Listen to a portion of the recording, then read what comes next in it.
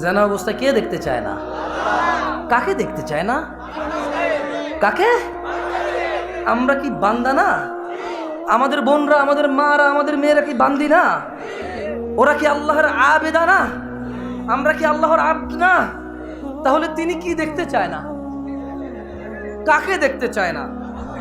ইয়া উম্মাতা মুহাম্মদ, হে উম্মতে মুহাম্মাদিরা, লাউ তা'লামুন, যদি তোমরা জানতে, মা আ'লাম, যা আমি জানি, লা দাহিকতুম কলিলা, তোমরা অল্পই হাসতে, ওয়ালা বাকিতুম কাসীরা,